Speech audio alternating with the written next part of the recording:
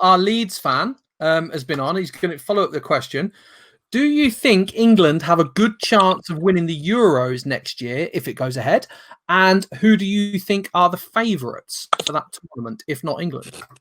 Yeah, England. Listen, I think England have a squad of players now, young players as well, who are hungry and eager, pacey, who can beat anybody on the day. There's no two ways about it. And it just seems to be, and I don't know what it is with England, when England seem to get to the latter stages, we don't play the same way, and I don't know why. Whether it's nerves, I can't believe so, because some of these players have played, in very important games in Europe and everywhere for the clubs. So I don't see what happens, and I don't think that under Southgate that they changed the way of playing. We just seem to freeze, and I don't know why that happens. And it seemed to have, not just with this crop, but with teams going back. We either just don't have that bit of luck through penalties or something else.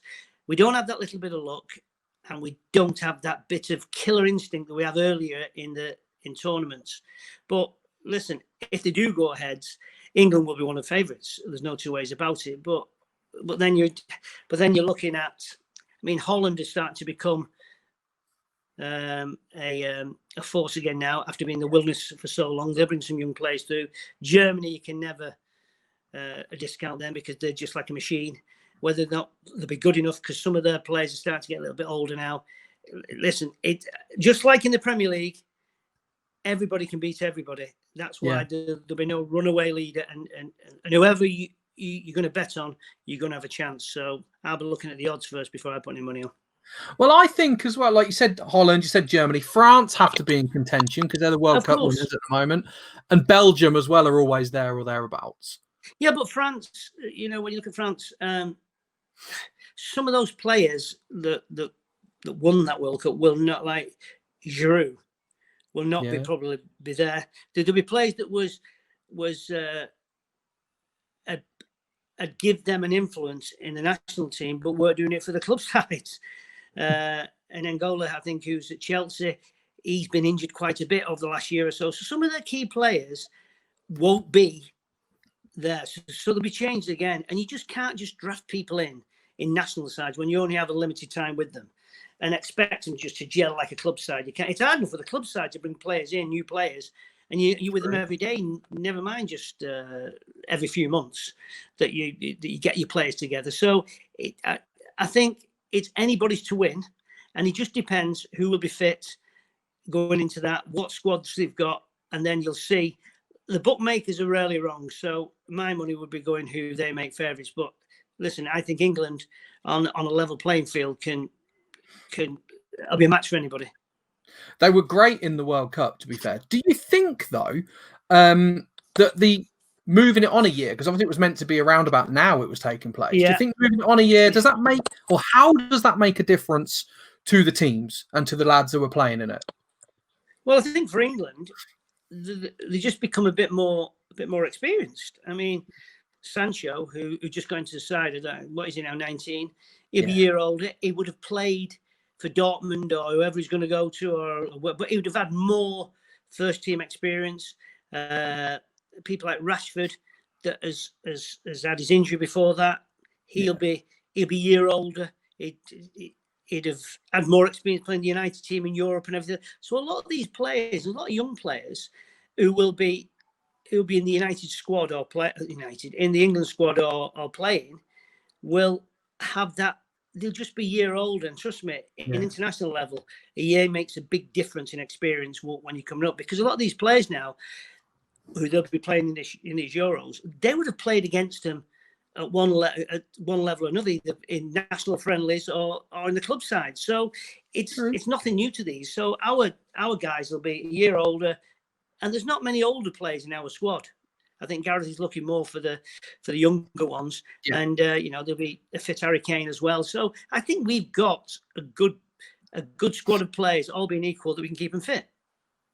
I hope you're right. And Malk's come on again, said Italy are another one. They've got a lot of young players coming in because Italian football really did struggle after all the fines and everything they went through after the World Cup 2006. So they seem to be coming back up as well, and they're always a tough opponent, aren't they, Italy? Yeah, they are. But it's like in Germany and what have you. It's the same team.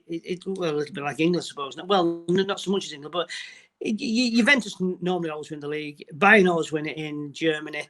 You know, in most of the major leagues, there's one team that normally wins it. I think it's the seventh time now that Bayern have won the German league on the trot.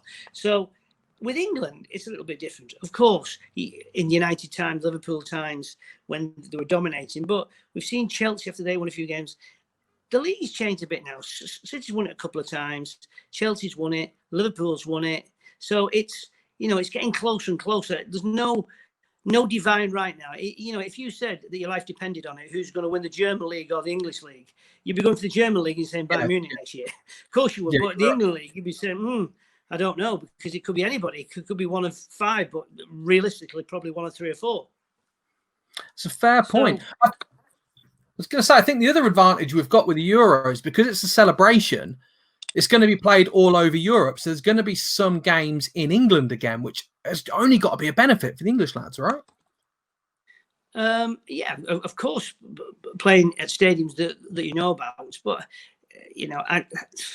I firmly believe that if England fans are allowed to travel and they go in the numbers, we will be well supported. Easy for me to say.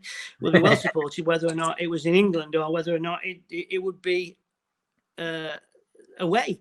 I think that when you got that pitch, it's the same size, same dimensions, same size goals. I think it's only a mental thing that you're playing away from home.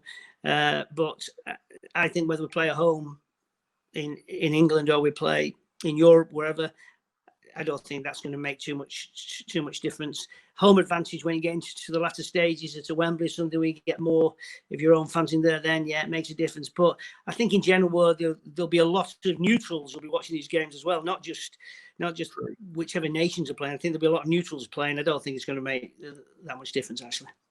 You make it sound so easy, Gary. You make it sound It is, because everybody can make it easy when you're watching it. Oh yeah, true. Yeah, we all know. Getting out there and doing it. But I think we've got a chance. All being equal, the players play how they can play, provided they're not exhausted from a season. Because remember, with this COVID-19 and what's happened and playing, I was reading that some of the clubs will probably only have a 2-week break. Okay, you can argue the point. Well, they just had 3 months break or 2 months break, but they're going to be starting again. And the whole body clock is, because they've been used to playing 8 months, stopping, in some cases not even stopping because they're playing the national team.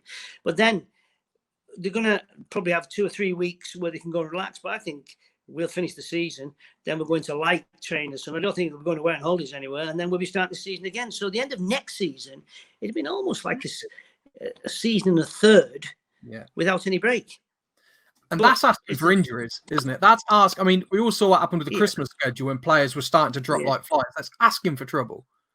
Well, it is now, because we're having if you ask any manager, as I'm hearing and reading and listening, they're all saying that the preparation time's not long enough. You need at least 6 weeks of pre-season to get you, because anybody with pace and that, hamstrings are screaming out, thighs, you can see it, because anybody's got explosive pace, that's what will happen. And if you're not up to speed with it, no matter how much training you do, it's matches that get you match fitness.